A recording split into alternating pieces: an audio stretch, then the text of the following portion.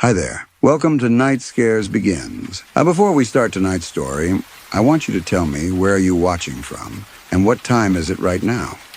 Because no matter where you are, if you're hearing this past midnight, you've already let something follow you into the dark.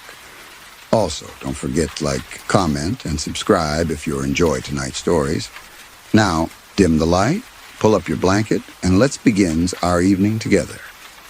I'd been in New Orleans for only 3 days. I'd spent the afternoon wandering through the quarter, letting the street music and warm air pull me around like a tide. By sunset, I ended up in Jackson Square, and for reasons I still can't explain, I drifted toward Muriel's, the old restaurant with balconies that glow this soft, amber color when the night comes in. The air around that building always felt heavier than the rest of the square. Not colder, just thicker somehow. Like the atmosphere changed the moment you got too close. I told myself it was the history, the stories, the way old places hold on to emotions. But deep down, I felt something else. I wasn't even planning to go inside. I was just passing by the alley beside the restaurant when I heard something.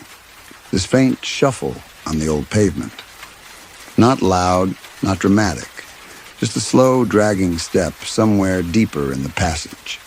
At first I assumed it was someone heading out for a smoke, or maybe a staff member taking a break. But when I turned my head, the alley looked empty. Still, the air shifted. You know that moment when your breathing goes from steady to shallow without you noticing? That's what happened. My pulse started pushing harder against my skin.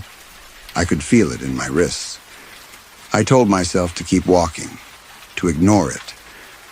But for some reason, my feet carried me closer, my curiosity stretching farther than my sense. I kept glancing over my shoulder. No real reason, nothing there, but I felt watched, the way you do when someone stands behind you in an elevator. A warm gust rolled in from the street.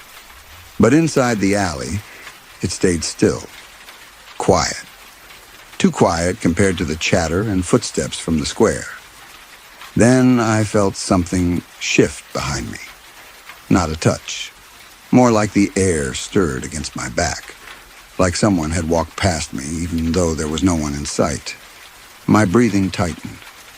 Every part of me said leave, but the silence felt magnetic. Like if I stepped away, something would follow. I glanced up at one of the dim balcony lights. It flickered, just once. But in that split second, I could have sworn I saw a figure standing behind the curtains, inside the second-floor window. A silhouette barely formed, just enough to register as a person watching. When the light steadied, the window was empty. My heartbeat was so loud I could feel it in my throat. I tried to laugh it off, but the sound died halfway out. That heaviness pressed a little harder, settling into my ribs like someone leaning in too close. Then, somewhere deeper in the alley, I heard breathing. Slow. Measured. Not mine. And that's when I realized I wasn't imagining it. Someone or something was back there. I remember trying to convince myself it was just another tourist hiding from the crowds. Maybe someone talking on the phone. Maybe even an animal shifting around in the dark. But the breathing didn't match any of those possibilities. It was too steady, too controlled. Almost like whoever it belonged to was waiting for me to react. My own breaths grew tighter, shorter, catching in my chest like I couldn't pull in a full one no matter how I tried. I kept staring into the deeper part of the alley, but the shadows blurred together. My eyes adjusted slowly, just enough for shapes to form. Crates, old brick, a metal door slightly open like someone slipped inside. The breathing wasn't coming from behind the door. It was closer, much closer. A wave of warmth broke across my skin, the kind you feel when someone stands right behind you without touching you. I turned quickly, hoping to see a real person, something I could explain, even if it meant a confrontation. But the entrance to the alley was empty. People walked past the opening, laughing, talking, taking photos like the world outside hadn't changed at all. Inside, though, the air felt wrong again. Thick, heavy, almost metallic. I tried stepping backward, but as soon as my foot scraped lightly against the ground, the breathing shifted. Just a slight change in rhythm that made every hair on my arms rise. It was reacting to me. I knew that. I felt it. "Hello?" I whispered before I could stop myself.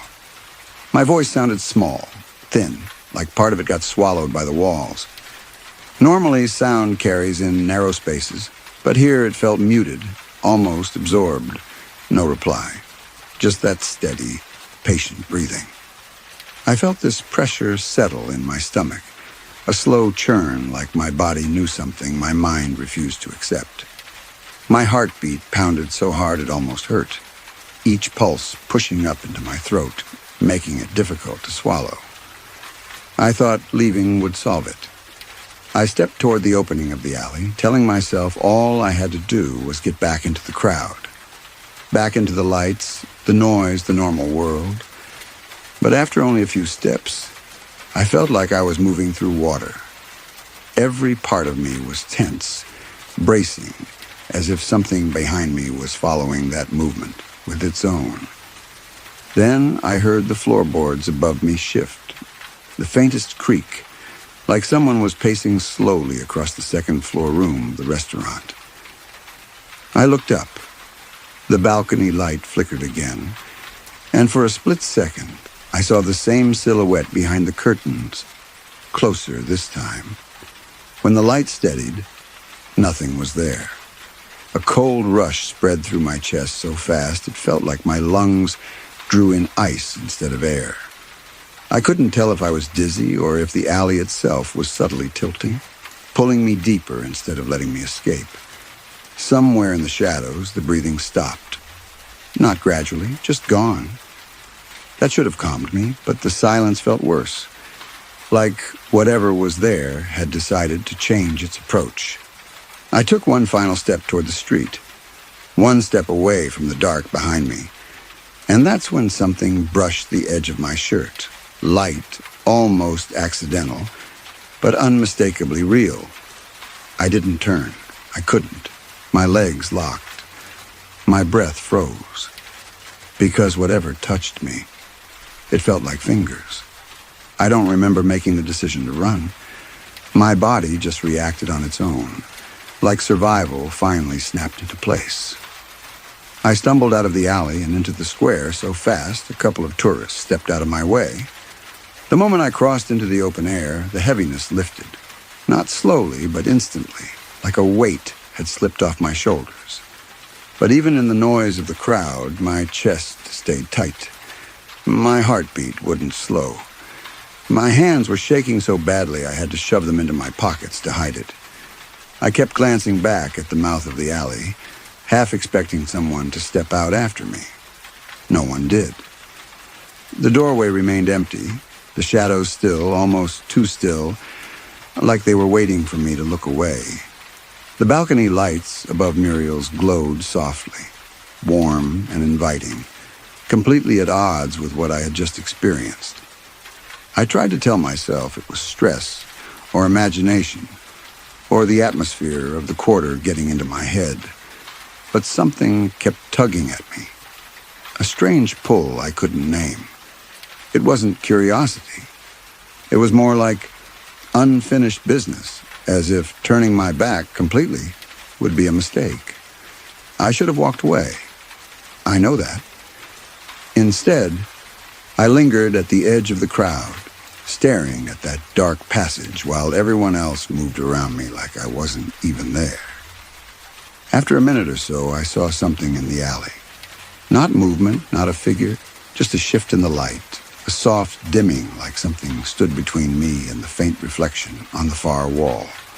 I blinked, and the moment my eyes closed, I felt that same rush of air against my back, the same one I'd felt inside the alley.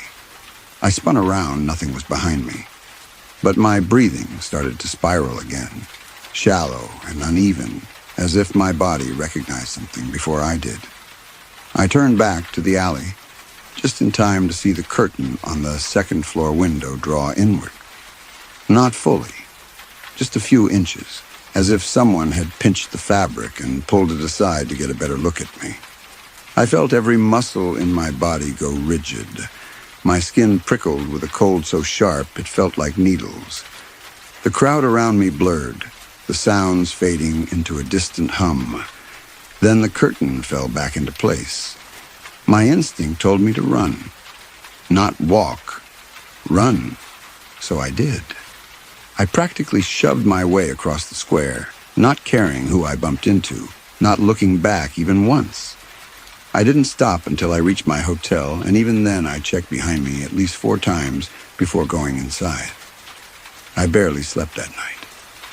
Every time I closed my eyes, I felt that light brush against my shirt again, like invisible fingers testing the boundary between me and whatever waited in that alley. The next morning, when the sun was out and everything looked normal again, I tried convincing myself it had been stress or exhaustion. But before I left New Orleans, I walked past Muriel's one, last time, just to see it in daylight, to prove to myself nothing was really there, except the balcony curtain on the second floor was pulled slightly aside, the same angle as the night before. The window was empty, but the curtain looked disturbed, like it had been moved recently. And as I stood there, trying to convince myself I had nothing to worry about, I felt a familiar warmth brush across my back. Soft, deliberate, almost curious. I turned around as fast as I could. No one stood there. But the air behind me was heavier again, thicker, like something had followed me out. And some nights, when the room is quiet and the lights flicker for just a second, I swear I still feel those fingers brushing my shirt, waiting for me to turn around. Story 2. This happened a few years ago, and I still don't have an explanation. That's the truth, and I'm only sharing it now because I can't sleep anymore without thinking about it. Anyone who's been to New Orleans knows Jackson Square has its own atmosphere. Even during the day, there's this weight in the air, like history pressing down on you. But at night, near Muriel's, that feeling becomes something else entirely. I'd wandered there after dinner, just killing time. The streets were still lively, music drifting from somewhere down the block, small groups laughing as they passed by, and the warm night air carrying the smell of food and old brick. I walked toward Muriel's because the glow from the windows looked inviting, almost soothing. But the closer I got, the more I felt something shift. The noise from the street didn't fade, but it felt distant, like it was behind a thick wall, and the space around the restaurant had gone quiet. Not silent, just hushed, like someone had stepped into the room and everyone instinctively lowered their voices. When I reached the alley beside Muriel's, I heard the faint scrape of a shoe along the old pavement. Just one soft step. I thought someone was standing there in the shadows, so I slowed down, trying to see who else had wandered off the main path. But the alley looked empty. No movement, no silhouette, nothing. I took one more step toward the opening and felt the air change temperature. Not colder, just denser. Like I had walked into the breath of some living thing. My heartbeat picked up. Not racing, not yet, but enough for me to feel it in my neck. I told myself not to be dramatic. It was an old building, an old alley, an old city. Of course it would feel strange. But when the balcony light above me flickered just once, I jerked my head up. For that single heartbeat, I thought I saw someone behind the curtains inside. Just a faint outline, like a person leaning forward to look down at me. The light steadied. The window was empty. My breathing went shallow. I tried to laugh it off, but the sound felt too thin, like the air swallowed half of it before it reached my own ears. I took a step back, but something about the alley held my focus, like it was waiting for me to notice something else. That's when I heard it, a slow exhale. Not mine. It drifted from somewhere in the darkness, soft and careful, as if someone was matching their breath to mine. I held my own without meaning to, listening, every nerve in my body tightening. When I finally inhaled again, the other breath followed a split second later, almost in sync. My pulse kicked harder. My palms got damp. I stared into the dark space, unable to move, afraid that even shifting my weight would make whatever was in there come closer. The sound was too close, no more than a few feet inside the alley. I knew I should have left right then. But instead, I leaned in just a little, just enough to see if maybe someone needed help. My chest felt tight, like I couldn't get enough air in. And that's when the breathing stopped. Immediately. Completely. The sudden quiet hit me harder than the sound itself. Before I could turn away, I heard a floorboard above me creak, slow and deliberate, like someone upstairs had changed their position. I looked up again at the balcony, and the curtain moved. Just a slight shift, like fingers brushing against it. Nothing else. No explanation. My heart hammered so loudly it almost made me dizzy. I wanted to leave, but I felt rooted to the ground like the air itself was holding me there. I forced myself to breathe, but every inhale felt too thin, like the air didn't want to fill my lungs completely. I kept staring at that alley, trying to convince myself the breathing I heard was just a trick of the acoustics, or maybe someone deeper inside who moved away without me noticing. But something about the silence felt wrong. It was heavy, almost expectant. I stepped back toward the crowd, hoping the normal sounds of the square would ground me again. People were talking, laughing, taking photos, just living their lives. But even from the edge of the street, I could feel the pull of that alley behind me, like a pressure between my shoulder blades. I turned around again. Still nothing. But the shadows seemed darker now, like there was more space between the walls than there should have been. I started walking away, slowly at first, trying not to look like I was scared. My legs felt stiff, my steps uneven, and every few feet I glanced over my shoulder. I couldn't help it. The feeling of being watched clung to me like humidity. Then I heard another sound, more subtle than the breathing had been. A soft shift of weight on old flooring somewhere above me. Inside the building, a creak traveling through wood that must have been older than half the city. It wasn't loud, but it felt intentional, like someone was pacing slowly near the window. When I looked up again, the balcony curtain moved once more, a smooth, barely noticeable sway, like someone inside wanted me to know they were still there. My throat tightened. My heartbeat rushed up into my ears. I tried to steady myself, but my hands had already started trembling. I took another step backward, then another. That's when I felt something warm brush across the back of my arm. Not a hit, not a tug, just the faintest touch, like someone passing too close behind me. I jerked around instantly. No one was there. A couple walked past several feet away, but they didn't even glance at me. The touch still burned on my skin, almost like the warmth of a palm had lingered.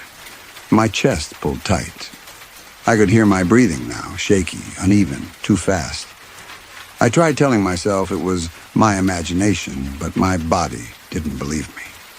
Every instinct screamed that something had gotten close.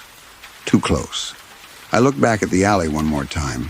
This time I wasn't imagining it. There was a shape deeper inside. Not detail, not fully formed, just a darker patch of dark. Like someone standing perfectly still, watching. My stomach dropped so hard I felt lightheaded. I blinked once, twice, and the shape was gone. I didn't hear footsteps. I didn't hear breathing.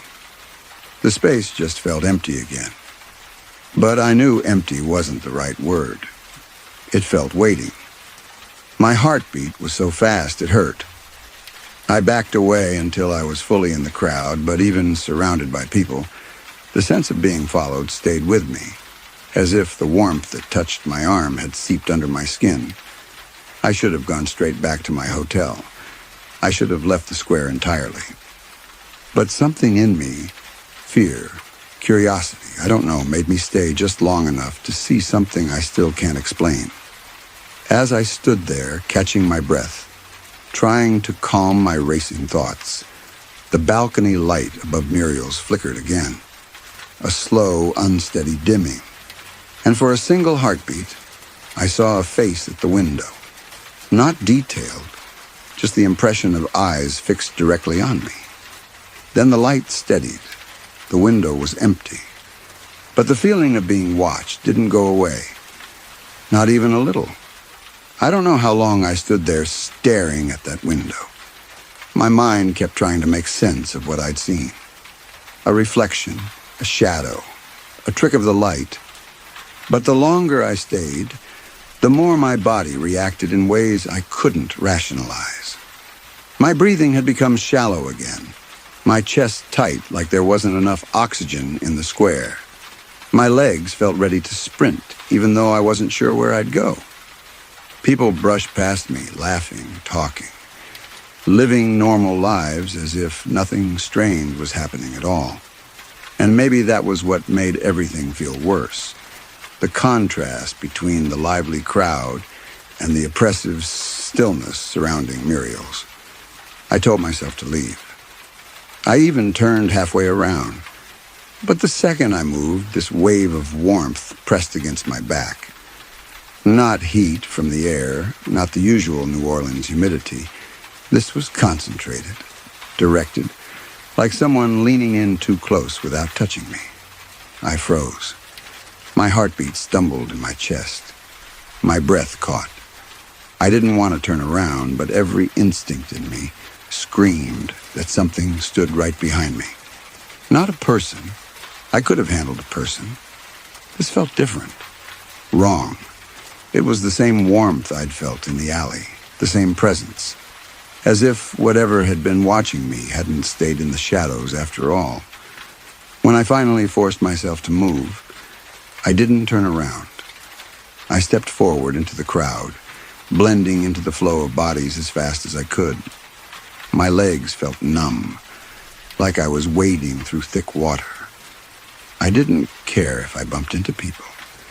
I didn't care if I looked panicked. I just needed distance. But even as I walked away, the sensation followed. Light touches along my back and shoulders. Barely there, but enough to twist my stomach and tighten my throat. I kept looking over my shoulder, expecting to finally see someone trailing behind me. No one was close. No one was watching. Yet the feeling stayed, like invisible fingers tracing the edges of my shirt. I didn't stop moving until I reached my hotel. I practically shoved the door closed behind me and pressed my back to it, trying to catch my breath. For a moment, the silence inside was comforting. Safe. My heartbeat began to slow. My breathing steadied. But then the lights flickered. Just once. A soft dimming. The kind that wouldn't normally bother me. Except this time, I felt that same warmth pass behind me again. Inside my room. I spun around so fast I nearly lost my balance.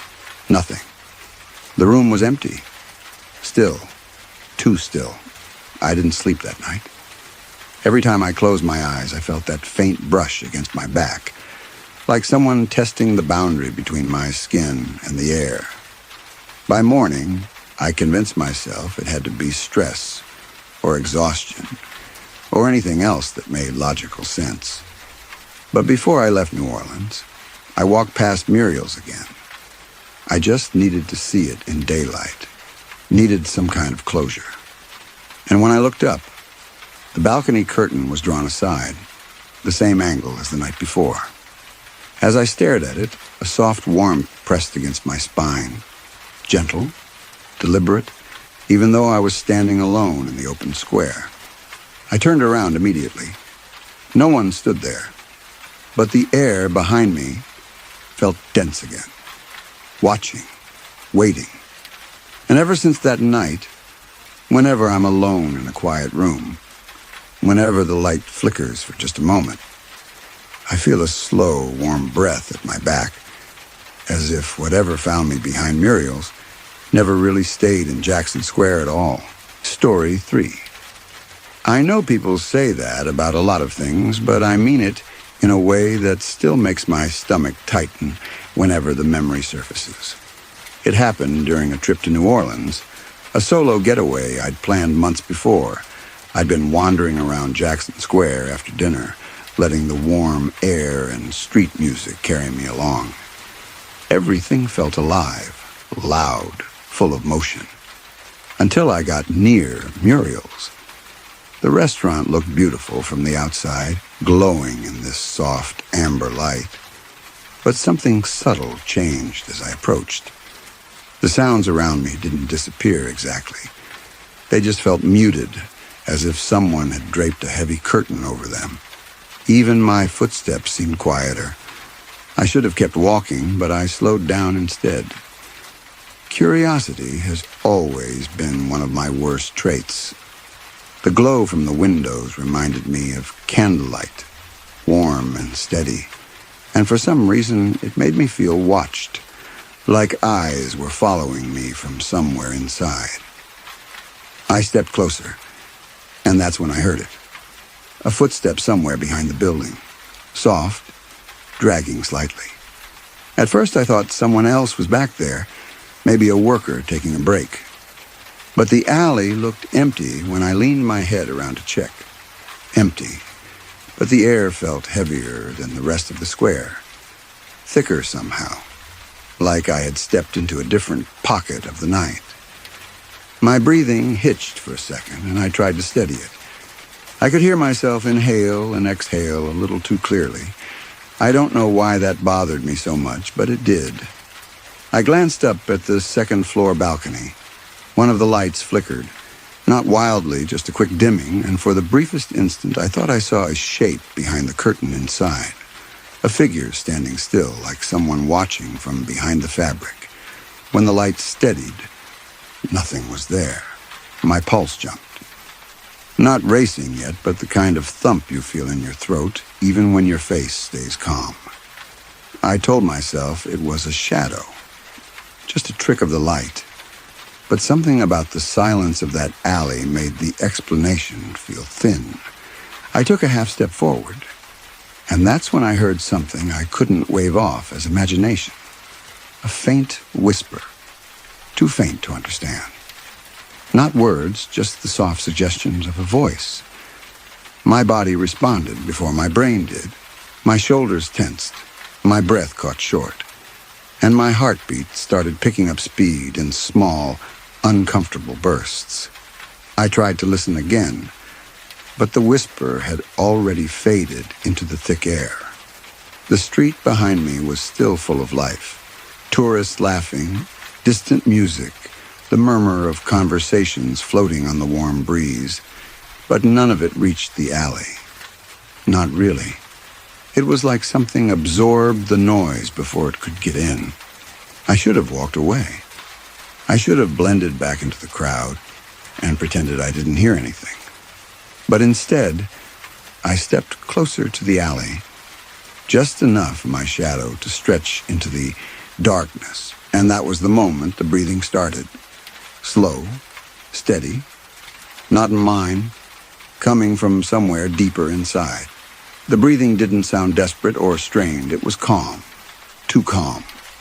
A slow, controlled inhale followed by an even slower exhale, like someone was deliberately keeping their presence quiet.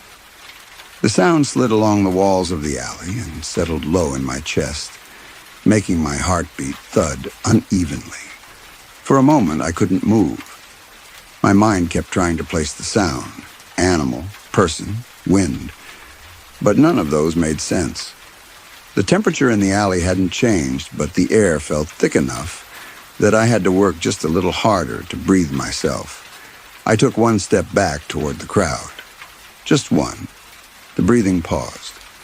Not stopped. Paused. As if whoever was doing it was listening to me. A wave of cold rolled down my spine, even though the night was warm. My hands felt unsteady, and I tucked them into my pockets so I wouldn't have to see them shake. I tried to tell myself someone was just messing around. Maybe a drunk hiding in the dark, or someone trying to scare a tourist. But there was something too controlled about the sound, too deliberate. I forced myself to look up at the balcony again. The light flickered a second time, slower this time, almost like it was struggling. And I swear I saw the curtain pull inward just slightly, like a hand had tugged it back for a better view. My breath stalled. I blinked hard once. The curtain hung still again. I told myself to leave. I actually whispered it under my breath. Go. Just go. But my legs didn't respond right away. I felt caught between the noise of the square and the dense stillness of the alley. Like the alley was waiting for me to make a choice. When I finally managed to step away, something brushed the side of my shirt. Light. Barely there, but unmistakably like fingers grazing fabric. I spun around fast, expecting someone right behind me. No one was there. Just the open square, crowds moving, laughing, unaware. My breathing turned shallow again, fast and uneven. I could feel my heartbeat in the back of my jaw, pulsing hard enough to hurt. I took another step back toward the crowd, and the breathing returned inside the alley. Softer this time. Almost curious. I didn't want to look. I really didn't. But fear has a way of forcing you to face exactly what you don't want to see. I turned my head just enough to look into the darkness again. It wasn't empty anymore. There was a shape, not solid, not detailed, just a darker patch within the dark, like someone was standing absolutely still, letting the shadows swallow them. I stared for only a second before the shape shifted, not forward, just slightly to the side. My whole chest seized up. My breath hitched hard enough to burn. The balcony light flickered one more time, this time with a long, dim pulse, and the shape in the alley leaned, almost like it was trying to hear me. I backed, up quickly now, step after shaky step, not taking my eyes off that darkness. Even once I reached the safety of the crowd, I kept moving backward until the alley wasn't visible anymore. But even then, the feeling didn't fade. Something was watching me. Still. I don't remember making the choice to stand, but suddenly I was on my feet. My breathing so unsteady it felt like I was swallowing glass. The room felt heavier, like the air had thickened around me. I kept my eyes on the doorway, but it was impossible to tell if the figure had ever truly been there, or if my mind had twisted the shadows into something else. Then I heard it. The faint drag of something moving across the floor inside the dining room. Not a word, not a rhythm, just a subtle weight, shifting where no one should have been. I felt my pulse hammering in my ears, the way it does right before something terrible happens, and my legs started shaking so hard, I had to hold on to the back of a chair to steady myself. I tried calling out for the staff again, louder this time, hoping someone, anyone, was still in the building. My voice just dissolved into the empty air. The drag inside the dining room stopped. The silence that followed was worse, like whatever was in there was listening to me breathe. I couldn't stay. My whole body screamed at me to move, to get out, to leave everything exactly as it was and never look back. So I stepped backward, one slow step at a time, keeping my eyes locked on that black doorway. My chest tightened with every inch I put between me and it. I half expected something to rush out at me, but nothing did. By the time I reached the back door, My hands were so sweaty, I fumbled with the lock twice before it finally gave way. The cold air outside hit me like a shock.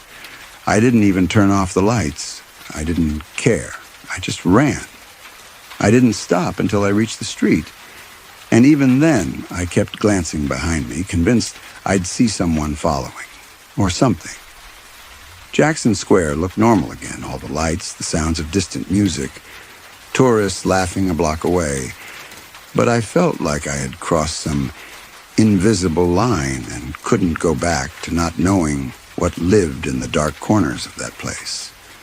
I never told the manager the truth. When they asked why I left everything open and the alarms unset, I lied and said I wasn't feeling well. They didn't believe me, but I didn't care. I quit the next day. The part that still gets to me, what I can't explain, no matter how many times I replay that night, is what I saw a week later. I was walking past Muriel's, trying not to look inside, but something in the window caught my eye. The chairs had been rearranged, not by the staff. They keep that place precise, every table exactly placed. But there, in the corner of the dining room, one chair was turned, facing the doorway where the figure had stood, like someone had been sitting there, watching. I kept walking and didn't look again. Sometimes, when I pass Jackson Square at night, I get this pressure in my chest, the same one I felt in that empty dining room, like something recognizes me, like it remembers that I saw it. And the worst part is, I think it's waiting for me to come back. Story 4. It happened a few years ago, back when I was working part-time around Jackson Square, making deliveries for a small catering service. One evening, I was asked to drop off a few crates at Muriel's. I'd been inside before, mostly on busy nights when the dining room glowed warm and lively, but this time was different. This time, I had to go in after closing. The square was unusually quiet when I arrived. The street performers were gone, the artists had packed up, and even the usual late-night chatter had thinned to almost nothing. The air felt colder than it should have been for that season, and every step I took toward the restaurant echoed a little too clearly across the empty pavement. When I reached the entrance, I saw the inside lights still glowing faintly, like someone had dimmed them halfway. The manager had told me the side door would be open, so I let myself in and started carrying the crates through the hall. The moment the door shut behind me, the atmosphere felt heavier, like the temperature dropped and the air thickened. I brushed it off as nerves or just the contrast between outside and in. The floors creaked softly under my shoes as I crossed toward the dining area. I remember telling myself to stay calm, that old buildings always make strange sounds at night. But then I heard something else, something that didn't feel like the building settling. It sounded like slow footsteps coming from the second floor, paced and steady, the kind you hear when someone is taking their time walking across a wooden hallway. I froze mid-step.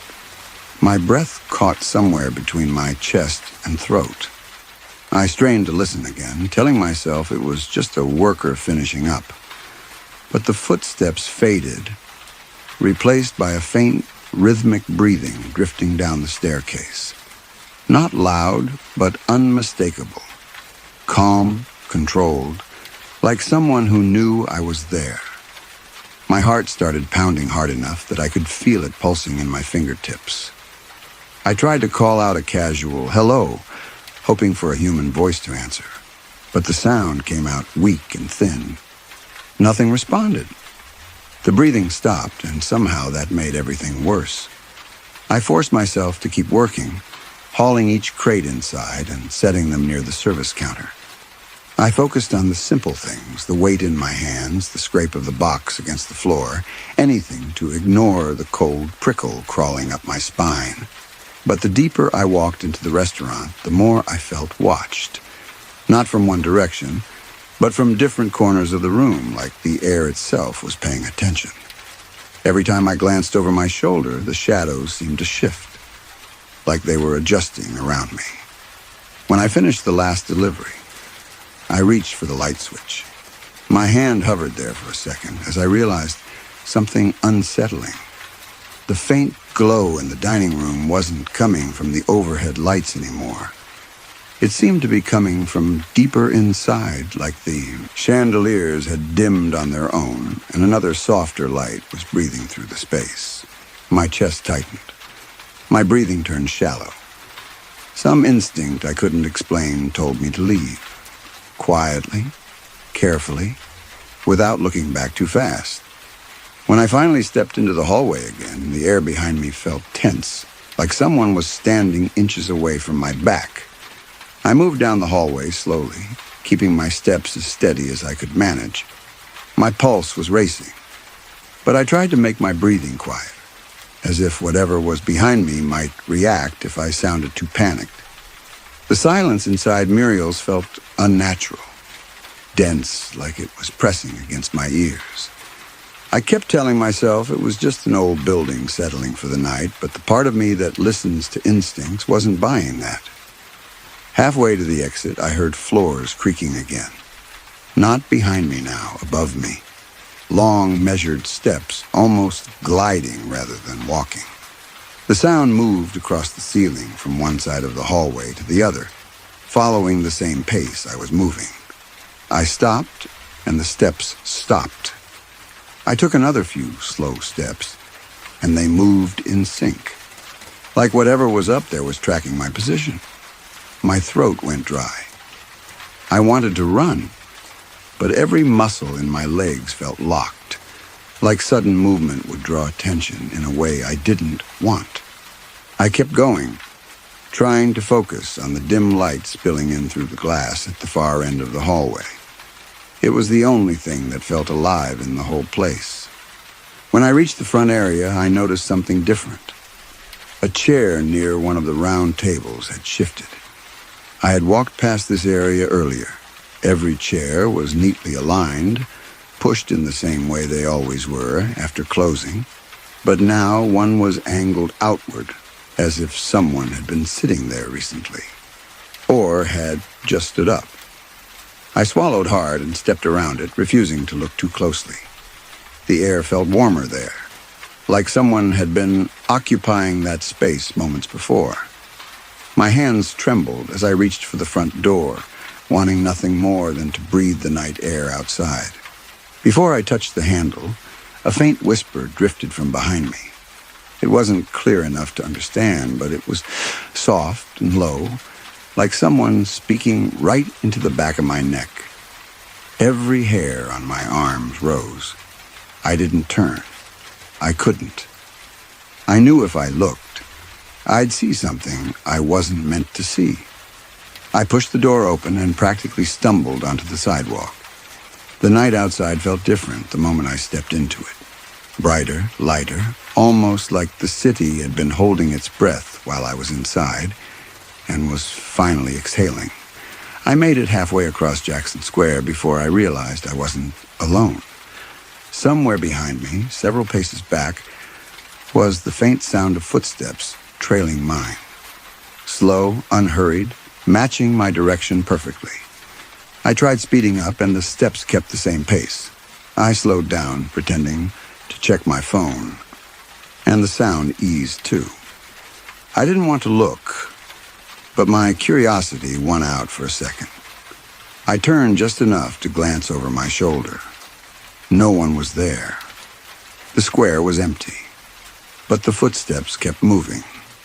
They circled the fountain, drifted along the wrought iron fences, then settled somewhere behind me again. Too close for comfort, like someone invisible had chosen a spot right at my back. I forced myself to keep walking. My breaths were tight and shaky, and every few steps, the faintest whisper brushed past my ear. Not words, just the suggestion of breath, like someone breathing slowly, calmly, right beside me. Whatever followed me didn't stop until I reached my car. Even then, when I shut the door, the air inside seemed to thicken again, as if something had slipped in with me before I could stop it. I sat there in the driver's seat, gripping the steering wheel so tightly my fingers hurt. My breathing was uneven, and every exhale felt like it was fogging up the inside of my mind. I kept glancing at the passenger seat, then the back seat, expecting to see some shape shifting in the shadows. Nothing was there, at least nothing I could see. But the feeling hadn't left. The sense of being watched clung to me like humidity, thick and impossible to ignore. I turned the engine on and eased out of the parking spot, telling myself that once I got a few blocks away, everything would settle. That it was just stress or imagination or the late hour messing with me. But as I drove past the edge of Jackson Square, the lights on the street began flickering, one by one. First the lamp on the corner, then the next, each dimming for a second before coming back. Each flicker sent a small ripple through my chest, a reminder of the strange glow I'd seen inside Muriel's. I told myself it was just bad wiring or old bulbs, but I didn't believe it. At a red light, I felt the atmosphere shift inside the car again. A coldness settled over my shoulders, slow and deliberate, like someone was leaning close from behind. My breath fogged the windshield, even though the air conditioner wasn't on. I tried not to move. I tried not to breathe too loudly. The silence in the car stretched so thin it felt like it could tear at any moment. Then I heard it. Not a word. Not a sound I could name.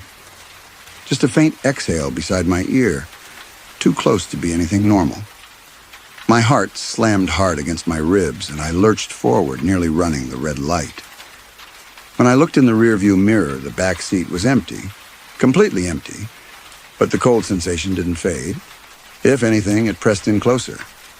I drove the rest of the way home, barely seeing the road. When I pulled into my driveway, I didn't move at first. I sat still, listening, waiting. The air was heavy again, but quieter now. Like whatever had been trailing me was patient, observing, choosing its moments. Inside my house, everything felt wrong. The rooms looked the same, but the atmosphere was subtly different, like someone had rearranged something small and hoped I wouldn't notice. The hallway felt narrower. The air felt heavier. And every time I passed the doorway, I had the creeping sense that something just stepped aside out of view. I barely slept. Every few minutes, I'd open my eyes, convinced I'd hear breathing beside me. Sometimes I did. Sometimes it felt like it was right against my neck. The next morning, I checked my phone. The timestamp on my last delivery read later than I remembered leaving the restaurant. Almost half an hour later, and my location tracking showed a strange detour. Apparently, I'd spent several minutes standing in the center of Jackson Square. I have no memory of that. For weeks after, I kept catching glimpses of movement in reflections, windows, mirrors, even the dark surface of a pot on the stove. Just the shape shifting at the edge of my vision, always disappearing when I looked directly. I've never gone back to Muriel's. I avoid Jackson Square altogether after sunset. But sometimes, especially late at night, the air behind me grows cold again, slow and deliberate. And I feel that same steady breathing hovering just a little too close. I don't know if something followed me home that night, or if I never actually left it behind. Story 5. I'll never forget that night, no matter how many times I tell myself it couldn't have been real. It happened a couple of years ago, back when I used to spend a lot of late evenings wandering around Jackson Square after work. The square always felt alive, even past midnight. Streetlights glowing, music drifting faintly from nearby bars, tourists laughing as they stumbled toward their hotels. But that night was different. It felt like the whole place had emptied itself out just for me. Muriel stood across the square, its windows glowing with that soft, amber light they keep on after closing. I'd eaten there a few times, but I never knew much about its history beyond the usual stories people whisper in passing, nothing I ever took seriously. I only walked toward it because it looked warm compared to the cold air drifting in from the river. The moment I stepped closer, the atmosphere shifted. The streetlights behind me buzzed, then dimmed, like something was drawing the energy out of the square. My stomach tightened, and for a second I thought about turning around. But curiosity pulled me forward, the way it does when something feels off but not yet dangerous. I walked up to the entrance, palms a little sweaty even though the air felt cool. Through the window I could see the dining room, empty, chairs stacked neatly, silverware glinting faintly, nothing unusual. But the longer I stared, the more I felt a strange heaviness settle over me, like another presence had moved in behind my shoulder. I took a step back, uneasy. That's when I heard it. Soft footsteps coming from inside the restaurant. Slow, steady, dragging slightly across the wooden floor. I froze. My heartbeat thudded hard in my chest, echoing louder than the sound itself. I leaned closer to the glass, trying to see who it might be, but the dining room was still empty.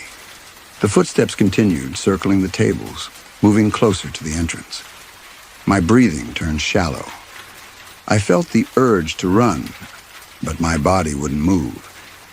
Instead, I stood there like I was waiting for someone to appear.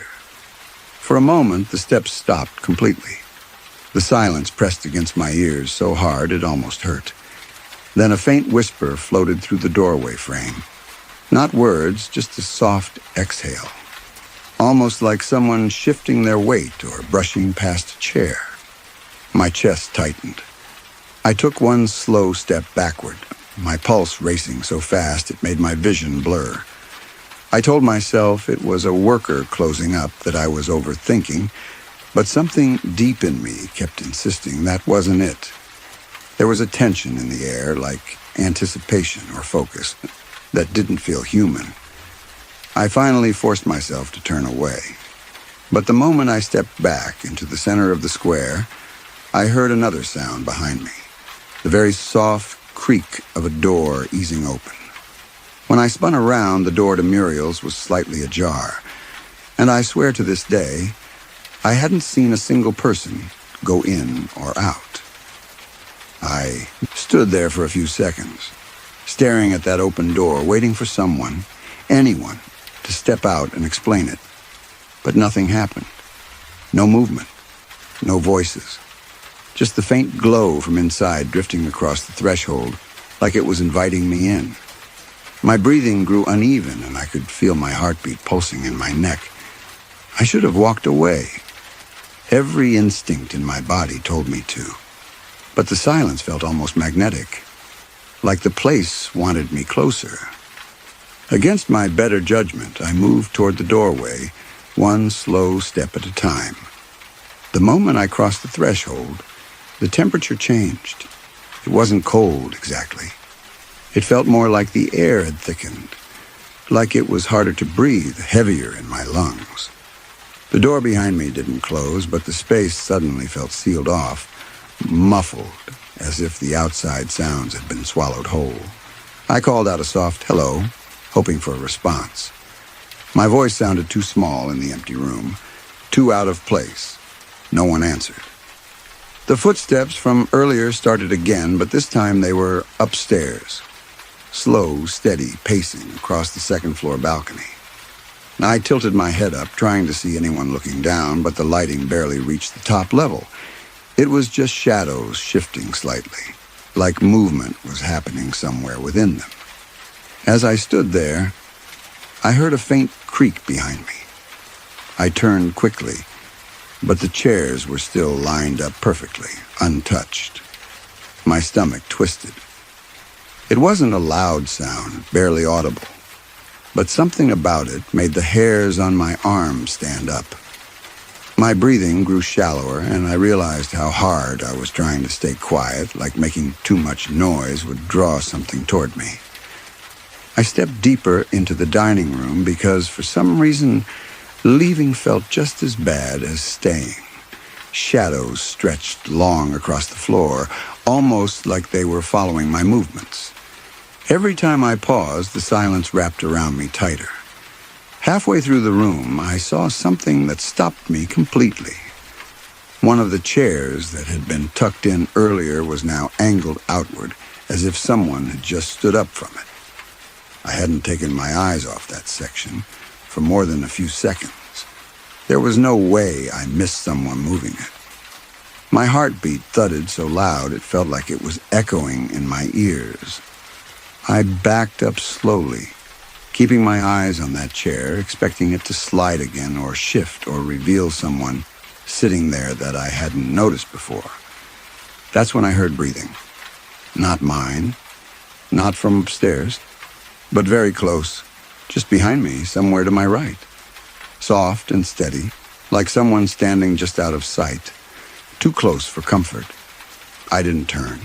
I couldn't. Every muscle in my body felt frozen, locked between fear and disbelief. My mind kept racing through possibilities. Maybe a worker was messing with me. Maybe I wandered in at the wrong moment. But nothing about that breathing felt normal. I forced myself to take 2 steps backward toward the door. The breathing stayed exactly where it was, close, patient, following my pace without crossing into view. When I finally reached the threshold and stepped outside, the air felt lighter, but the uneasy feeling didn't fade.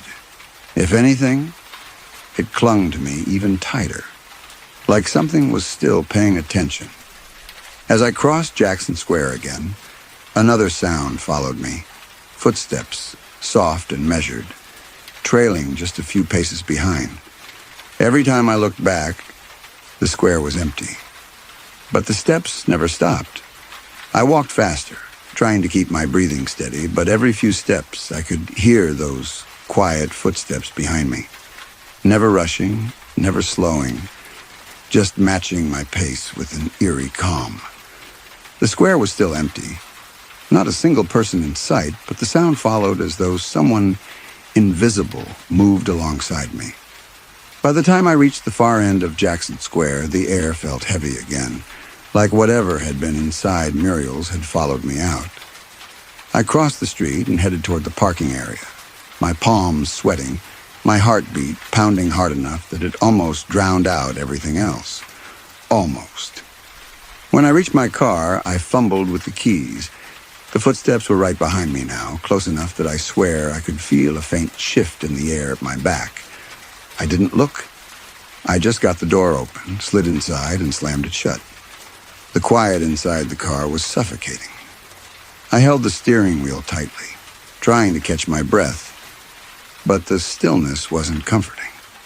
It felt expectant, like something was sitting in the passenger seat, waiting for me to notice it.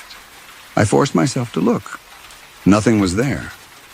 But the temperature had dropped noticeably, a coldness settling across my arms and shoulders, as if someone had just brushed past me on their way in. My breaths came out uneven, clouding slightly in front of me even though the AC was off. I turned the engine on and pulled out as quickly as I could. The streets were mostly empty, the lamps flickering as I passed beneath them.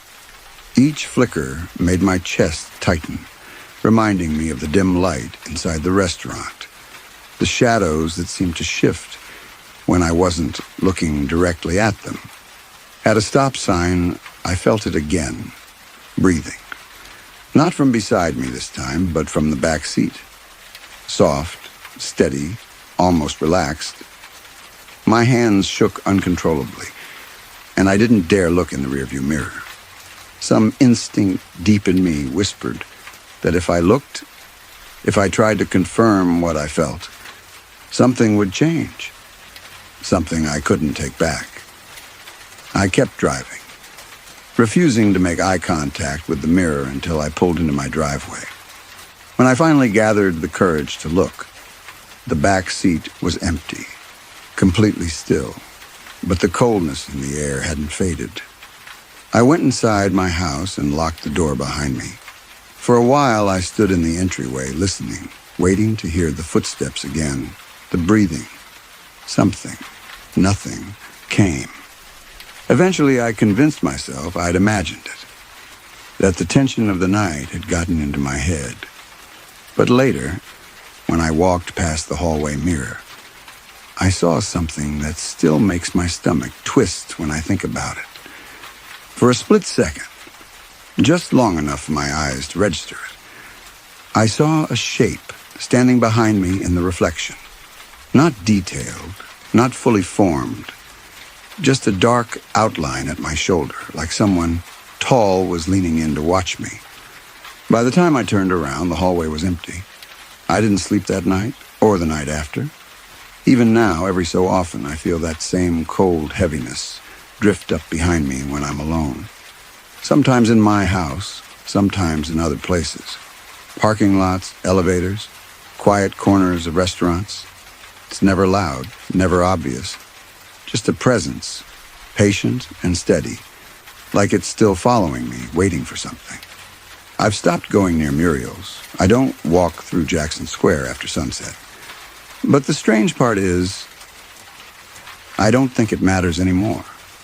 Because whatever stepped out of that restaurant with me, I'm not sure it ever stayed behind. Story 6. It happened a few years ago, on one of those evenings when the city felt heavier than usual. Humid air hanging low, tourists thinning out. The sound of music fading as bars closed one by one. I was cutting through Jackson Square after meeting a friend for dinner, taking the long way back to my car because I liked the quiet. Muriel's was the brightest spot in the whole square. Everything else was dim or shuttered, but its windows glowed with that warm amber light, like it was still alive even after everyone had gone home. I wasn't planning to stop or even look inside, but something made me slow down as I got closer. Maybe it was the way the light flickered slightly, like a candle struggling to stay lit. Or maybe it was the feeling, subtle but strange, that someone was watching me from inside. I paused near the iron fence and listened.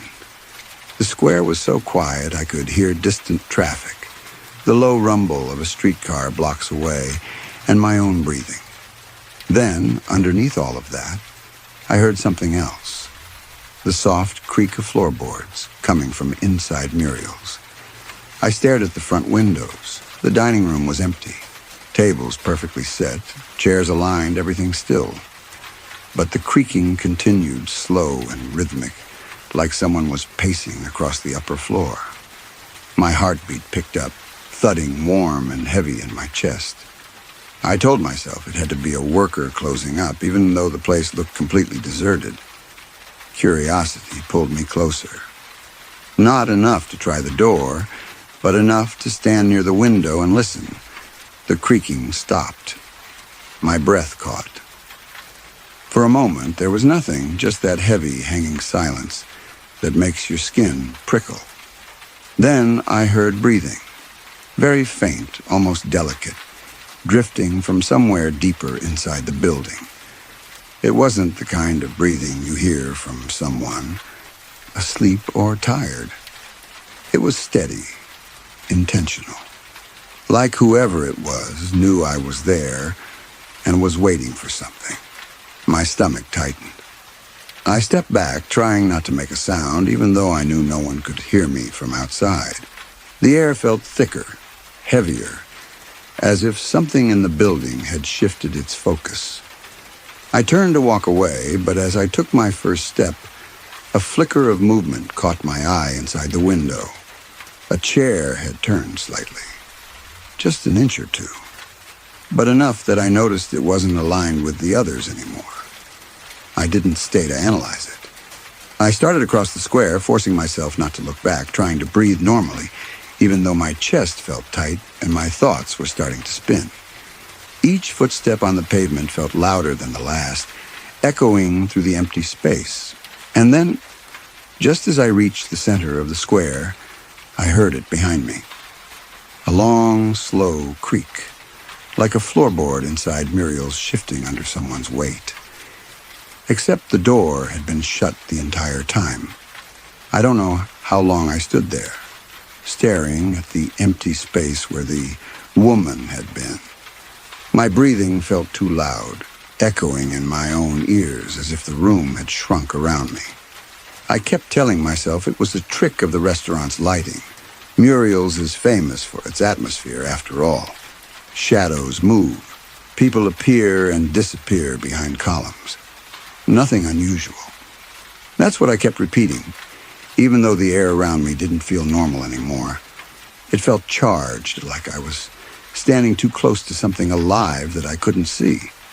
I decided to leave the table and head toward the balcony. From there, you can look down into Jackson Square. Musicians packing up for the night, artists folding their tents, the occasional drunk tourist weaving by. I thought being around voices and city sounds would calm me down. But the farther I walked from my table, the heavier the air felt, thick and humid, despite the restaurant's cold air conditioning. It pressed against my chest in a way that made each breath shorter. I tried brushing it off as anxiety, but then I heard something behind me. Not a strange word or sound, just breathing. Slow, steady breathing, too close to be anyone else's. I stopped. The breathing stopped. For a moment, I didn't move. I just stood there in the hallway, staring at the framed portraits on the wall. My pulse thudded in my throat. I told myself to just keep walking, not turn around, not give in to whatever my mind was conjuring in the dim light. So I moved. I reached the balcony door, pushed it open, and stepped outside. The humid night air of New Orleans wrapped around me instantly, and the noise from the square below helped ground me. I leaned on the railing, letting the familiar bustle of the street wash over me. For a moment, I actually believed it was over. Maybe I'd been tired. Maybe the woman had been a reflection. Maybe the breathing had been. No. Before I could finish the thought, I felt it again. Someone exhaling behind me, soft but undeniable. This time, my chest tightened so suddenly, I had to grip the railing to keep myself steady. I didn't turn around. Every part of me screamed that if I faced it, whatever it was, I wouldn't be able to deny it anymore. I told myself I'd go back inside, head straight down the stairs, and leave the building entirely. I just needed to turn around and walk. But when I finally forced myself to pivot, I saw something that made every hair on my arms rise. The balcony door, solid glass a moment ago, was now clouded from the inside, as if someone had leaned close and breathed against it. One long, foggy streak trailing down the surface. I stared at that foggy smear on the glass, unable to move. It wasn't the shape of a hand or a face, just a single streak running downward, as if someone had dragged their breath along the door. It was subtle, but in a place as cold as Muriel's interior, it shouldn't have been there at all. Not unless someone had been standing inches from the glass. I stepped back from the door, keeping my eyes on it like it might change if I blinked. My heartbeat felt unsteady, stumbling over itself in my chest. I tried to steady my breathing, but every inhale felt thin and shaky, like the air didn't want to fill my lungs properly. I didn't want to go back inside, but staying on that balcony wasn't an option either. The noise from Jackson Square suddenly felt distant, almost muted, as if something around me was dulling the world. I reached for the door handle, hesitated, then pulled it open. The dining room was empty. Not closed, not dimmed. Empty. All the tables I'd seen earlier were still there, the silverware neatly aligned, the glasses catching the warm light. But no people. No waitstaff. No conversations. Nothing. Muriel's is never that quiet, not even late at night.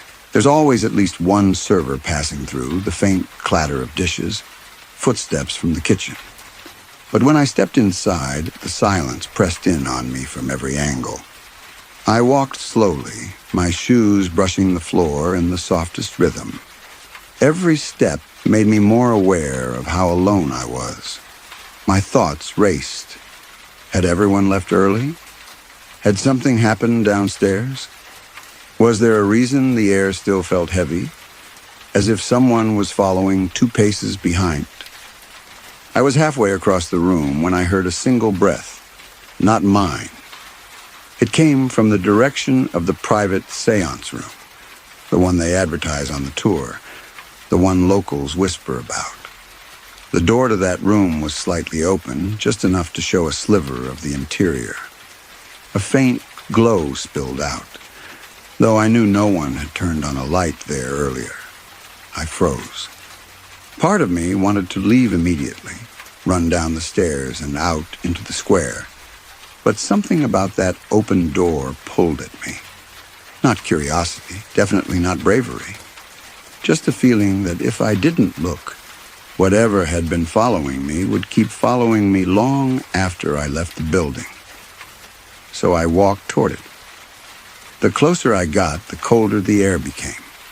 My arms prickled, my breath came out uneven, and it felt like the hallway itself was narrowing around me. I reached the door, pushing it open just enough to see inside. There was a table set for one. A single chair pulled back as if waiting for me, and next to it, resting on the polished surface, was a folded piece of paper. My name was written on it, in handwriting I didn't recognize. Before I could decide whether to step inside or run, the lights in the room flickered.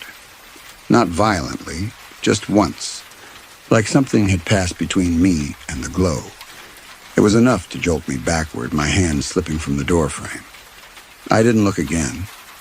I left the building as fast as my legs would carry me, pushing through the doors and stumbling into the noise and heat of the square. The crowd didn't calm me. It only reminded me how wrong the silence inside had been. I never went back to Muriel's. But sometimes, late at night, I'll hear breathing behind me again, always slow, always steady, always close.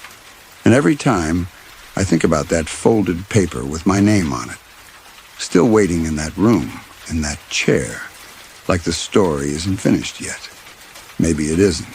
Story 7.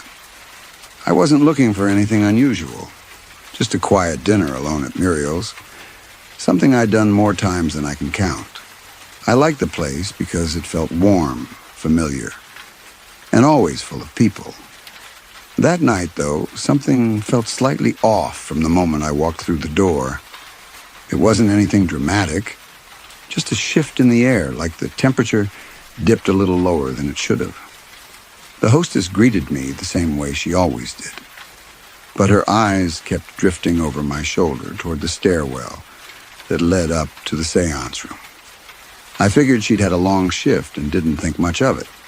She seated me near the edge of the dining room where I could see most of the floor, the soft glow of candles reflecting on the old frame photos on the walls. Dinner started normally. I ordered, listened to the low hum of conversations around me, and watched tourists drift in and out. But halfway through my meal, I noticed the atmosphere change. The sound in the room thinned out. Not completely silent, just oddly distant.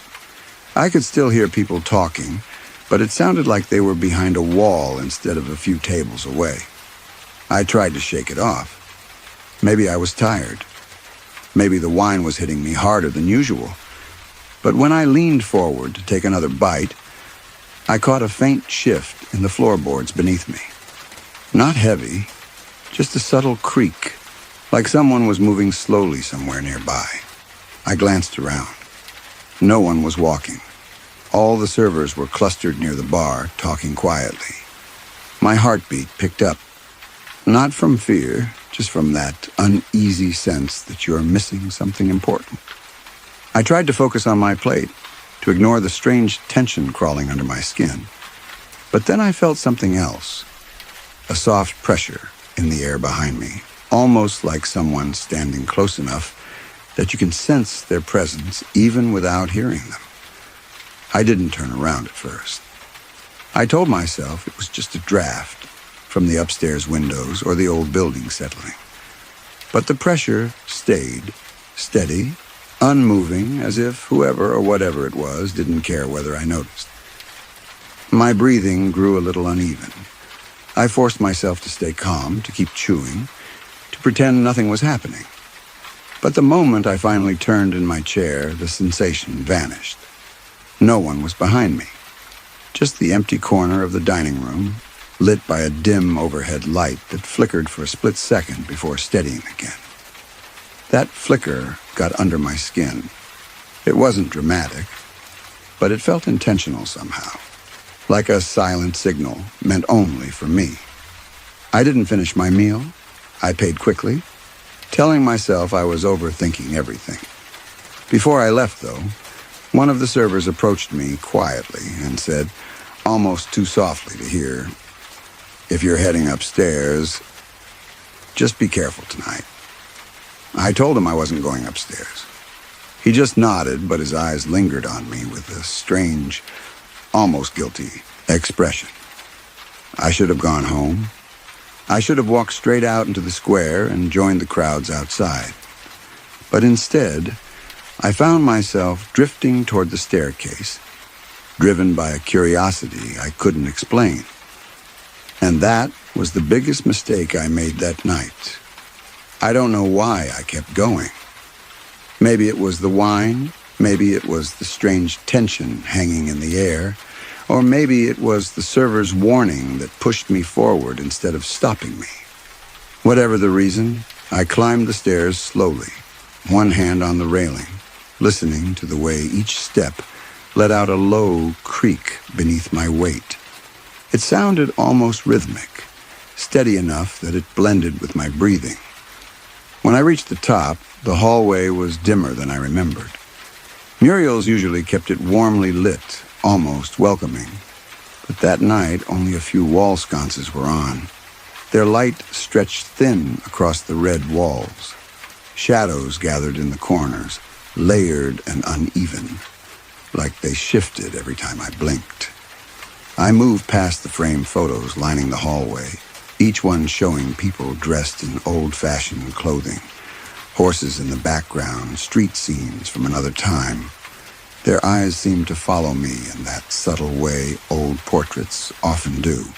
Still, something about them felt different tonight, like there was a tension in the air around them, a stillness that made the space feel occupied. The seance room's door was already cracked open. That surprised me. They usually kept it closed unless someone was on a tour or the staff was preparing it. I pushed it a little farther, and the hinges released a slow creak that made my chest tighten. I stepped inside. The room looked the same as always, the round table with the velvet cloth, the chairs arranged neatly around it, the faint scent of old wood and incense hanging in the air. But the temperature was colder than downstairs. Not freezing, just cold enough that I could feel it settling on my arms and the back of my neck. I stood there quietly, waiting for something to happen, even though I had no idea what I was expecting. The silence stretched out, pressing against my ears until it felt heavy. I strained to hear anything. Footsteps, voices, the hum of staff moving around below. But everything sounded muted. It was like I'd stepped into a space separated from the rest of the building. Then I heard it. Not a word, not a sound, just breathing. Slow, steady breathing that wasn't mine. It came from somewhere behind me, close enough that I felt a faint shift in the air against the back of my shoulder. My heartbeat sped up immediately, thudding so loudly I could hear it in my ears. I didn't turn around right away. I couldn't. Every part of my body went rigid, like moving even a little would set something off. I tried to rationalize it. Maybe someone else had come upstairs. Maybe a staff member had followed me. But the breathing didn't sound like someone moving in the room. It sounded fixed, as though whatever was behind me had always been there, like it was waiting. When I finally found the courage to turn my head, the room behind me was empty, completely empty. But the breathing didn't stop. It simply shifted, fading slightly to the left, like whoever was doing it had moved without making a sound. That was the moment my palms started sweating, and my legs felt unsteady, like they might give out if I took a step. I backed toward the door slowly, keeping my eyes on the room, even though there was nothing visible to watch. The breathing stayed close, following in that same steady rhythm, almost brushing against my ear. I don't remember leaving the room. I just remember suddenly being halfway down the hallway, my breath uneven and my chest tight. The portraits on the wall seemed different now, slightly angled, as if they'd shifted while I was turned away. I hurried down the stairs, gripping the railing so hard my hand hurt. But halfway down, I paused. I didn't want to, I just froze without meaning to, because I could still hear it. That breathing, steady, slow, coming from the darkness behind me on the staircase. And it felt closer than before. I forced myself to keep moving, even though every instinct screamed to sprint the rest of the way down. My steps felt heavier with each descent, like the air around me had thickened. I gripped the railing so tightly my fingers ached, but I didn't dare let go. I could still hear the breathing behind me, steady, unhurried, almost patient. It didn't sound angry or aggressive. That somehow made it worse. When I reached the bottom of the stairs, the dining room looked completely different than it had earlier. People were still sitting at their tables, but their conversations felt distant again, faint and warped, almost like I was hearing them through a long, hollow corridor. No one looked in my direction, not even the staff. It was as if I wasn't really there. I walked toward the exit as calmly as I could manage, trying not to show the panic tightening my throat. Every step felt watched, not by the people in the room, but by whatever had followed me downstairs, still hiding just behind the edge of my awareness. Right before I reached the door, one of the servers, the same one who'd warned me earlier, stepped into my path. His face looked pale, almost drained of color. He didn't say anything. He just stared for a few seconds, like he was searching for something on my face or in my eyes. Then he whispered, "You shouldn't leave alone." The hairs on my arms rose immediately. I wanted to ask what he meant, but my voice wouldn't come out. When I finally managed to speak, the question died in my throat because I felt something behind me again. Not breathing this time, just a shift in the air, as though someone had leaned in close enough to listen. The server's eyes widened a little, and he stepped aside without explaining. "Go," he said quietly. "Just don't look back." So I left. I walked straight into Jackson Square, where the streetlights and voices of tourists washed over me like a wave. For a moment, I felt relief, real overwhelming relief that made my knees weak. The normal sounds of the city grounded me. The warmth of the night air felt like stepping out of a freezer. I made it about 20 steps before curiosity, or maybe something else, got the better of me. I turned around. Muriel's looked completely normal from the outside. Warm lights, people moving around inside, nothing strange at all. But in one of the upstairs windows, just barely visible through a gap in the curtains, I thought I saw someone standing there. Not clearly, just a faint outline, like a silhouette leaning slightly toward the glass. I stared for longer than I should have, trying to make out details. But the curtains shifted, and the figure disappeared. I told myself it could have been anyone. A staff member, a guest, a trick of the light. I tried to convince myself of that as I walked away. My breathing finally started to calm, and the tightness in my chest eased with each step. But just as I reached the edge of the square, something happened that made my stomach drop. My phone buzzed. I pulled it out, expecting a text or a notification. Instead, the screen was blank, lit up, but with no messages, no alerts, nothing. Just the faint glow of the lock screen. And in the reflection of that glow, for a split second, I saw something behind me. A shape, a figure. Too close, too still. I spun around, but there was no one there. Only the crowds, the music drifting from the street performers, and the warm lights of the French Quarter. I tried to laugh it off, to tell myself I was imagining things. But when I looked back down at my phone, the screen flickered. And in the moment before it went dark, I could swear I heard that same slow, steady breathing. Not through my ears this time, but right in the center of my chest. I left New Orleans the next morning. I haven't been back to Muriel since. And every now and then, usually at night when the house is quiet and the air feels a little too still, I still hear it. That breathing. Like it followed me home. Story 8. I'm writing this now because I can't sleep. Not after what happened at Muriel's in Jackson Square. I've lived in New Orleans long enough to get used to the stories. Every street here has a history, and every building seems to hold something it refuses to let go of. But Muriel's, that place changed the way I feel about being alone at night. It started on a quiet weekday evening. I'd finished work late and decided to treat myself to dinner there. I'd been inside a few times before. Nothing strange ever happened. The place always felt warm, crowded enough that you could ignore the creaking floors and dim corners. But that night was slower than usual. Only a few tables were filled, and the staff seemed tired, half distracted. I remember choosing a table near the window where the streetlights from Jackson Square spilled in through the glass.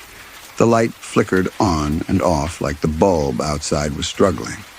I didn't think much about it at first. I just ordered my food and spent a few minutes scrolling on my phone, trying to unwind. At some point, I realized the room felt colder than before. Not freezing, just sharp, like the air in my lungs had changed. My breath came out shallow, and I kept rubbing my arms, trying to shake off this strange heaviness.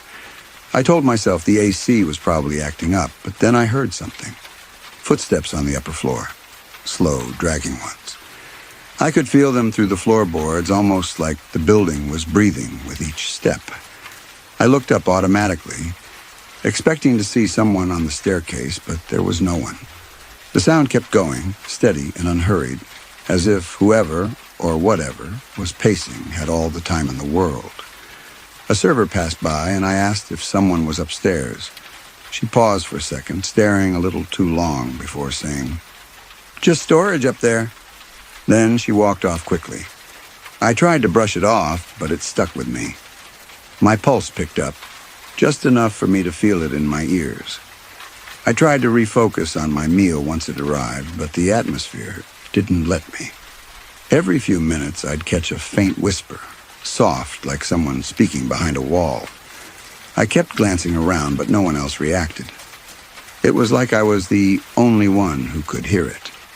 When I finished eating, I stayed seated for a moment, telling myself to calm down. My hands had this slight tremble, barely noticeable but impossible to stop. I took a slow breath, then another, but the air still felt wrong, thick in a way that made my chest tighten. And before I got up to leave, I heard something else. Breathing.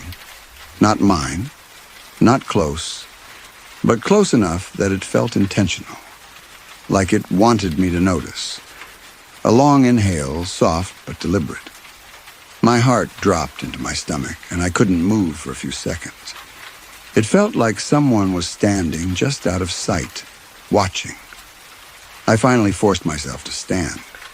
The chairs scraped lightly against the floor, and the sound felt too loud in the quiet room. I grabbed my bag, trying to act normal, pretending I wasn't seconds away from rushing out the door. But as I started walking toward the exit, something happened that made me freeze mid-step. The footsteps upstairs stopped. Completely. And then, very slowly, one step pressed down on the floor above me, right above where I stood, making the wood creak in a long, dragging way, as if someone was leaning their full weight into it. I didn't want to look up. I knew there wouldn't be anything there, but part of me was terrified that maybe, just maybe, there would be. My breathing turned shallow again, and I could feel my pulse thudding all the way down my neck. I told myself to move, to just leave, but my feet felt heavy, like I'd sunk halfway into the floor. I forced myself to take a step, then another. As I walked, the light above the hallway flickered, dimming so low that for a second the room felt under waters. The air pressed against my skin, colder now, as if whatever had been pacing above me was paying attention. I kept my eyes forward, trying to ignore the faint whispering that drifted from the direction of the staircase. It wasn't a voice I could understand, more like someone speaking into their own hands, muffled and restless. The closer I got to the exit, the more my body reacted. My shoulders were tight. My heartbeat had climbed into a quick, uneven rhythm, and every instinct I had screamed at me to get out without looking back. But I made a mistake. Right before I reached the door, I glanced toward the staircase. There was nothing there. No figure. No shadow. But the banister seemed slightly shifted, like someone had just taken their hand off it. And for a split second, I thought I saw the faintest movement at the top of the stairs, like fabric pulling out of sight. Not fast. Slow. Intentional. I pushed through the doors and stepped into Jackson Square, expecting the fresh air to calm me. But the moment I walked outside, I felt followed. The street was quieter than usual, just a few people scattered around. The distant sound of someone playing music near the cathedral. The lamps lining the square cast long, stretched shadows across the pavement. As I walked, I kept hearing soft footsteps behind me. Not in an obvious way, more like the kind that appear when someone adjusts their pace to match yours, staying just far enough away to not be seen. I listened closely, trying to decide if it was real or if my fear was messing with me. Every time I slowed even slightly, the steps paused too. My throat was dry, and I kept swallowing, trying to steady myself. I told myself it was just another tourist, maybe someone heading in the same direction. But when I glanced over my shoulder, the walkway was empty, completely. That's when the whispering started again. Not from behind me. This time it was to my left, drifting from the darkened arches near the edge of the square. A soft, breathy sound, like someone trying to say my name but never finishing it. I picked up my pace. My legs felt tense, ready to sprint if I needed to. The further I got from Muriel's, the heavier my chest felt, like something was pulling at the back of my thoughts. My skin prickled with that instinctual fear you get when you're absolutely certain you're being watched. When I finally reached the corner and turned down a brighter street, I exhaled shakily, realizing I'd been holding my breath. I thought the worst was over. But then, just as I started to feel relief, something happened that made every nerve in my body light up with cold dread. A single, slow breath brushed the side of my neck, close, too close. And there was no one standing behind me. I spun around so fast I almost lost my balance. My shoes scraped the pavement, my breath caught halfway up my throat, and for a moment the world felt tilted. The street behind me was empty. Just a stretch of sidewalk, the glow of street lamps, and the faint hum of night traffic in the distance. No footsteps. No shadows moving. Nothing that could have leaned close enough to breathe against my skin. But the feeling didn't fade. It clung to me, heavy and cold, as if whatever had followed me out of Muriel's had stopped pretending to keep its distance. I tried to steady my breathing, but each inhale came out thin and uneven. My heart was beating so hard I could feel it against my ribs. I kept telling myself I was just scared, that my mind was filling in blanks. Still, I couldn't shake the sense that something stood right at the edge of my awareness, too near to ignore, too quiet to understand. I turned away and started walking again, faster this time. My legs felt unsteady, the kind of trembling you get when adrenaline starts wearing at your muscles. I kept glancing sideways, checking the reflections in glass windows as I passed. At first I saw nothing unusual, just my own nervous posture, my shoulders pulled tight. But then, in one of the darkened windows of a closed shop, I saw something behind me. Not a full figure, more like a shape leaning in, as if peering over my shoulder. Faint, blurred, almost part of the reflection itself. I spun around again. Empty street. I felt a pulse of heat rush through my face, like fear had turned into something physical. My vision blurred slightly at the edges, and for a moment I thought I might actually pass out. I forced myself to keep moving, gripping the strap of my bag so tightly my fingers ached. I didn't stop until I was half a block from my apartment. By then, the air had settled a little, the heaviness easing just enough for me to breathe normally again. I convinced myself I was safe, that whatever had followed me had stayed behind in the square. Maybe I'd imagined more than I realized. Maybe the stress of the night had twisted everything into something it wasn't. But the moment I put my key in my door, something shifted inside the apartment. Too subtle to identify, but unmistakable. A creak in the floorboards, almost like someone shifting their weight. My stomach dropped. I stepped inside slowly, calling out to see if maybe a neighbor had wandered in by mistake, but there was no answer. The apartment felt still, untouched, and yet somehow altered. The air felt familiar but wrong, like someone had been standing there until seconds before I opened the door. I walked through each room, trying to calm myself, checking corners I knew would be empty. Everything looked normal. Nothing was moved, nothing damaged. But I couldn't shake the sensation of being watched, like eyes were tracking me from a place I couldn't see.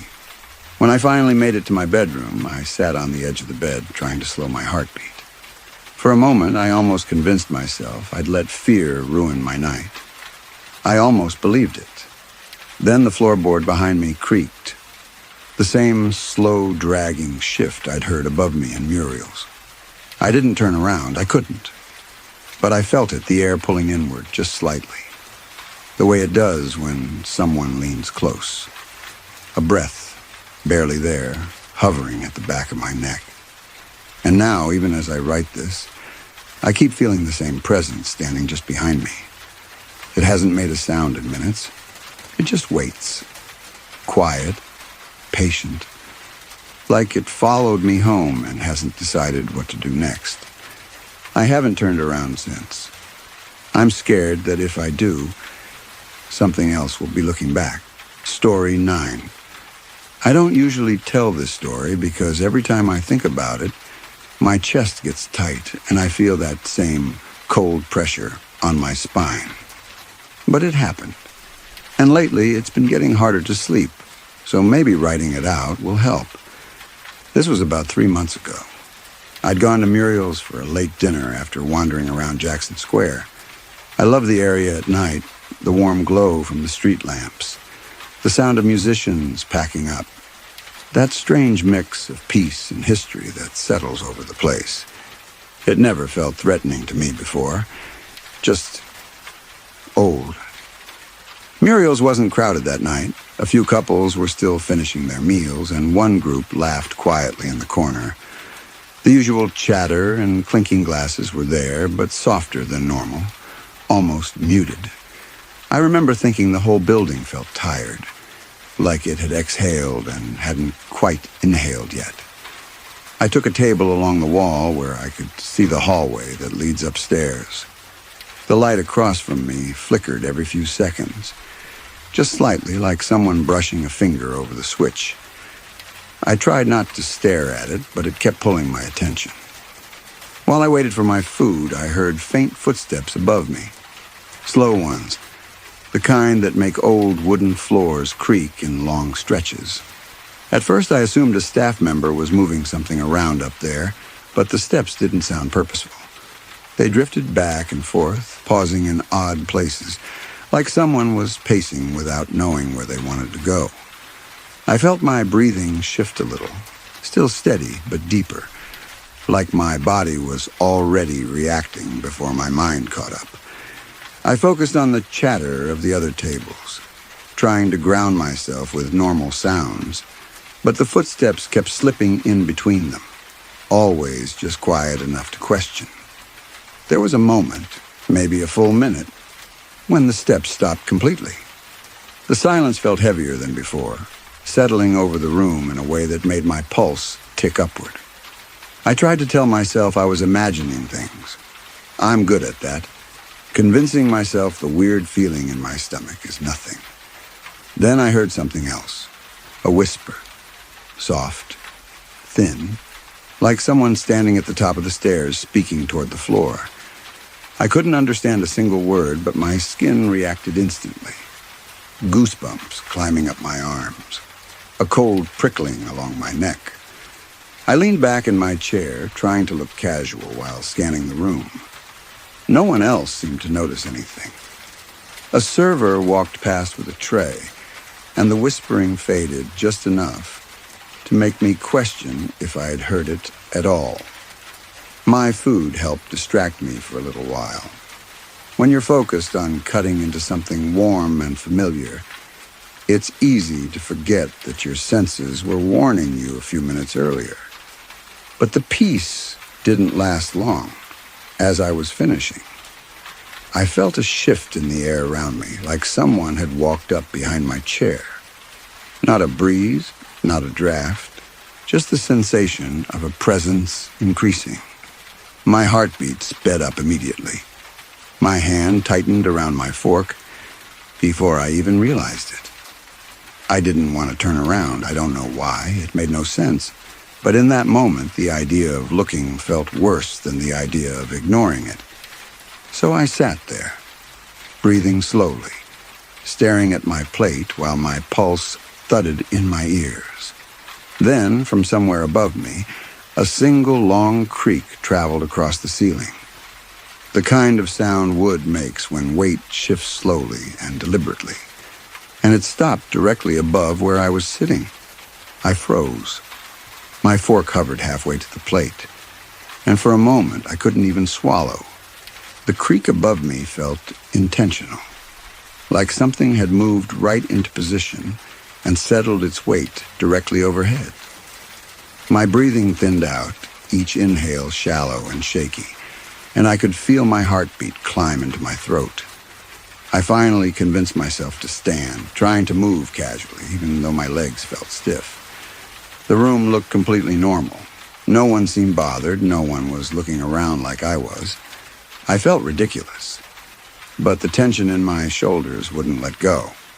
I paid my bill as calmly as I could, hands slightly trembling as I signed the receipt. As I stepped away from the table, the overhead light flickered again, hard enough this time that it dimmed the whole hallway for a second. That alone shouldn't have scared me, but something about the timing made my chest tighten. I walked toward the exit, my steps slow, every sense tuned to the space behind me. Just as I neared the doorway to the main dining area, I heard a whisper again, clearer this time. It wasn't a word. It sounded more like breath shaped into a suggestion. Faint, but unmistakably close. My shoulders tensed up so fast it felt like a jolt. I didn't turn around. I pushed through the doors into Jackson Square, hoping the night air would calm me. It helped for maybe 2 seconds. until I realized the square was unusually quiet. A couple of people lingered near the fountain. Nothing strange about that. But the rest of the area felt hollow, like the sound had been sucked out of it. I started walking, trying to shake off the icy feeling that had settled into my chest. The lamps along the square stretched my shadow across the pavement.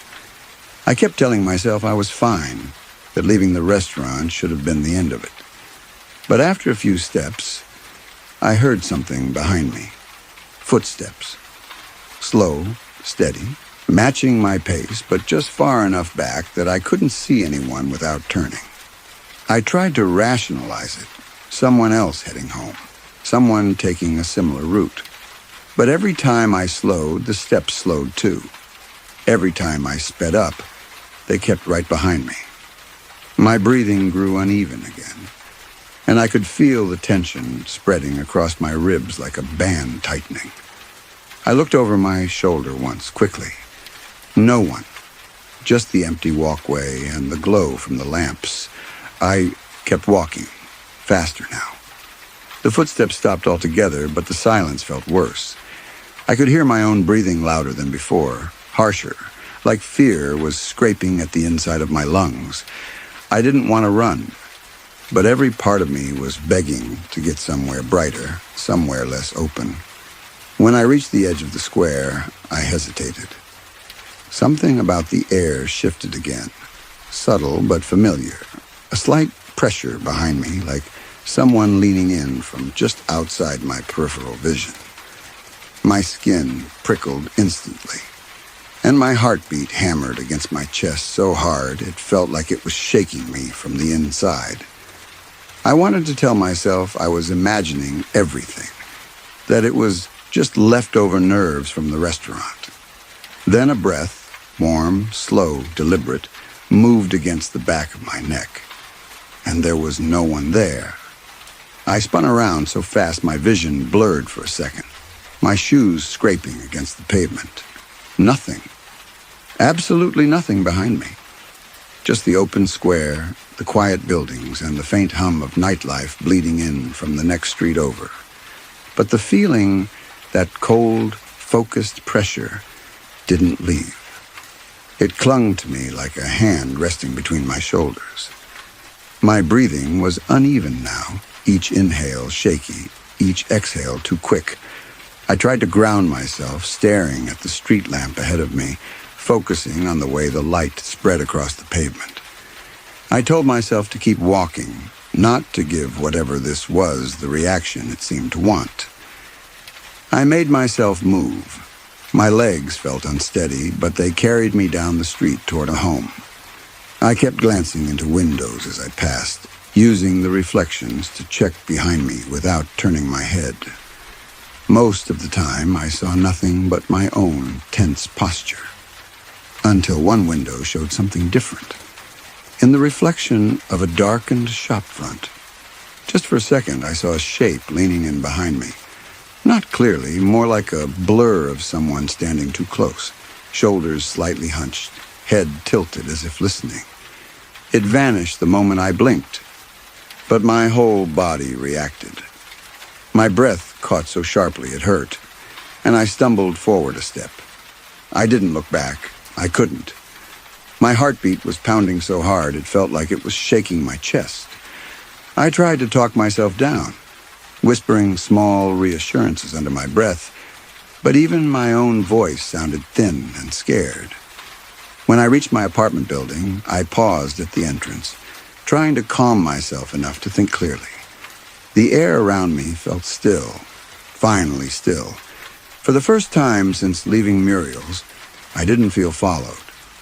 I let out a long breath, shaky but relieved, and headed inside. The building was quiet, too quiet. Usually I'd hear someone's TV through the walls or the faint rumble of footsteps on the floor above, but tonight everything was muted. I told myself it was late. Everyone had probably turned in early. I unlocked my door and stepped inside. The air felt familiar, warm compared to outside. Safe, I exhaled again, letting my shoulders drop, finally letting myself believe it was over. Then I closed the door. The moment the latch clicked, a single creak came from deeper inside the apartment. Long, slow, the kind that only happens when someone shifts their weight on old wooden flooring. My throat tightened instantly. I stood completely still, barely daring to breathe. I hadn't left anything on the floor. Nothing should have moved. I called out softly, more out of instinct than bravery. But my voice sounded too thin in the quiet room. No response. The silence felt thick, as if the apartment was holding its breath with me. I stepped forward slowly, listening. The creaking didn't repeat, but the air felt wrong again, heavy in the same way it had felt inside Muriel's, as if someone had been standing in the room moments before I entered. My heartbeat picked up fast and uneven, and I couldn't stop imagining someone just out of sight, waiting. I walked toward my bedroom, trying to convince myself it was nothing. Maybe the wood had settled. Maybe the change in temperature caused it. But as I reached the doorway, something made me freeze. My bedspread, perfectly smooth when I left earlier, had a single, faint impression near the edge. Not deep, but unmistakably the shape of someone sitting there. My breath hitched so sharply it felt like it cut off halfway. I backed out of the room without looking away from the bed, my whole body rigid with fear. Then, from behind me, closer than before, came a long, steady exhale. Not loud, not dramatic, just a quiet breath, as if someone was standing inches away. I didn't turn around. I still haven't. Because the moment I do, whatever followed me from Muriel's Jackson Square might finally decide to let me see its face. Story 10. I've lived in New Orleans long enough to hear all the stories about Jackson Square, but I always thought they were exaggerated, tourist bait mostly. I never really believed any of them until the night I stayed late at Muriel's. Even now, writing this in the quiet of my apartment, I keep glancing at the doorway like something might drift through. This happened a couple of weeks ago. I'd gone to Muriel's for dinner after a long day, planning to unwind with something warm and familiar. The place wasn't busy, just a handful of tables filled, and this soft, low hum of conversation. The air felt calm in that way old buildings sometimes do, like they're holding their breath. I chose a corner table with a good view of the staircase that leads to the upstairs rooms. The light above the hallway flickered every so often. Nothing dramatic, just a quick dim and bright, like the bulb was struggling. It made the shadows on the walls shift slightly, stretching and shrinking in ways my eyes kept catching, even when I tried not to look. A few minutes after I sat down, I felt a faint vibration beneath my feet, the slow rhythm of footsteps on the floor above. Not rushing, not purposeful, just this steady, wandering pace. At first I didn't think much of it. Old floors creak. People walk around. But something about the pattern of the steps made my skin prickle. They would drift, pause, then start again in a different spot, almost as if someone was changing their mind over and over. My breathing stayed normal at first, but I realized my chest was a little tighter than usual. The kind of feeling you get when something's off, but you try to talk yourself out of noticing. I took a sip of water and focused on the sounds around me, the soft scrape of cutlery, the murmur of nearby conversation. But then I heard it, a whisper, the lightest trace of a voice drifting down from the direction of the staircase. Too quiet to understand, but unmistakably human. It made the hairs on my arms lift instantly. I looked up, expecting to see someone at the top of the stairs, but the hallway was empty. The footsteps continued, slow, dragging just slightly, like someone was moving in heavy shoes. Every so often, a long creak echoed across the ceiling, following the path of whoever was up there. The restaurant staff didn't react. No one looked toward the stairs. It was like the sounds weren't reaching them at all. My heartbeat started picking up. Not in a dramatic way, more like a steady climb. My breath grew a little shallow. I kept having to remind myself to inhale fully. I tried to finish my meal quickly, but every time I reached for my fork, another whisper drifted down, soft and breathy, just enough to make me hesitate. Right as I was about to stand, the footsteps above me stopped completely. The silence that followed felt wrong, heavy, pressed into the air like weight. I looked toward the staircase again, and for a moment, just a moment, I thought I saw something shift in the shadows at the landing. Not a person, not even a shape. More like the air itself pulling inward. Then, directly above me, a slow creak rolled across the ceiling, and it settled in the exact spot where I sat. I didn't move at first. It felt like the ceiling itself was leaning down toward me, like whatever shifted its weight up there knew exactly where I was sitting. My heartbeat picked up so fast it felt uneven, almost frantic. I tried to take a slow breath to steady myself, but it came out shaky, thin, like I couldn't pull enough air in. I stood anyway. My chair scraped quietly across the floor, and even that tiny sound made me tense. I didn't look up. Something in me didn't want to confirm what I was afraid I might see. Instead, I grabbed my bag and headed toward the exit.